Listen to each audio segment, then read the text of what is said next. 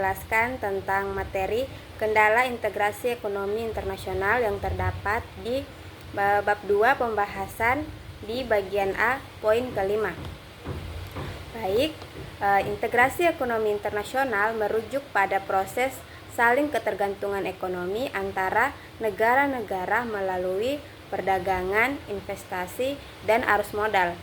Namun, proses ini tidak selalu berjalan mulus dan dihadapkan pada berbagai kendala.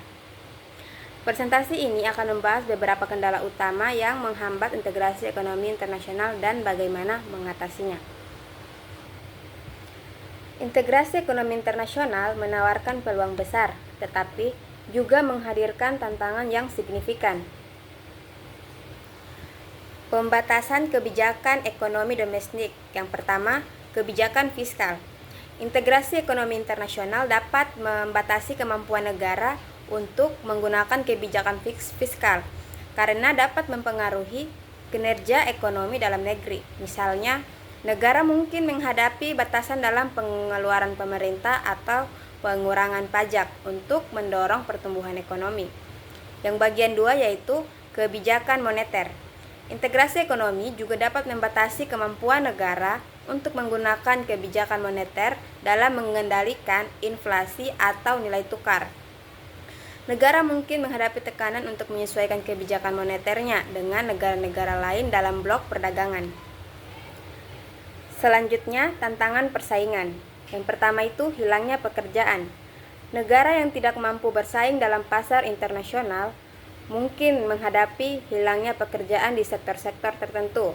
Hal ini dapat terjadi karena perusahaan asing yang lebih efisien dapat menguasai pasar domestik. Yang kedua, ketergantungan impor. Integrasi ekonomi dapat menyebabkan negara menjadi lebih bergantung pada impor karena dapat meningkatkan kerentanan terhadap fluktuasi harga global dan gangguan rantai pasokan. Selain masalah domestik, terdapat juga masalah pengangguran. Masalah pengangguran diantaranya yaitu 1. Hilangnya pekerjaan, yang kedua penurunan daya saing, dan yang ketiga pengangguran itu sendiri. Selanjutnya yaitu ketergantungan impor. Ketergantungan impor terbagi menjadi 3 yaitu ketergantungan, fluktuasi harga, dan gangguan rantai pasokan.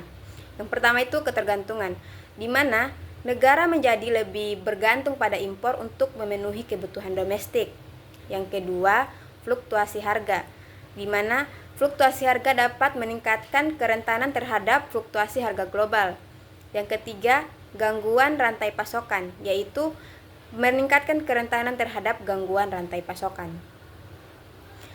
Hal ini dapat menimbulkan strategi di mana untuk mengatasi kendala tersebut, yaitu yang pertama, peningkatan daya saing melalui meningkatkan kualitas tenaga kerja, teknologi, dan infrastruktur untuk bersaing di pasar internasional.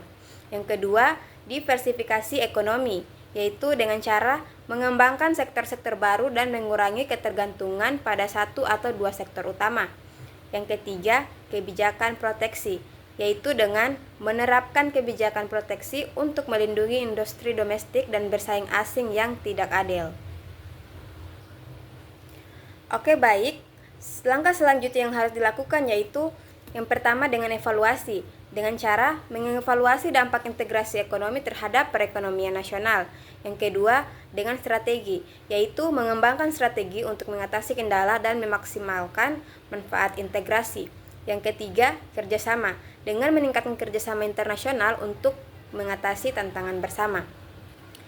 Baik, dari penjelasan tadi saya dapat menyimpulkan bahwa integrasi ekonomi internasional menawarkan banyak manfaat, tetapi juga dihadapkan pada berbagai kendala. Untuk mengatasi kendala tersebut, diperlukan upaya bersama dari semua pihak termasuk pemerintah, pelaku usaha, dan masyarakat internasional. Dengan menerapkan strategi yang tepat, integrasi ekonomi internasional dapat dimaksimalkan untuk mendorong pertumbuhan ekonomi dan kesejahteraan global. Baik, itu saja materi dari saya. Kurang dan lebihnya mohon dimaafkan. Akhir kata, billahi taufiq wal hidayah. Wassalamualaikum warahmatullahi wabarakatuh.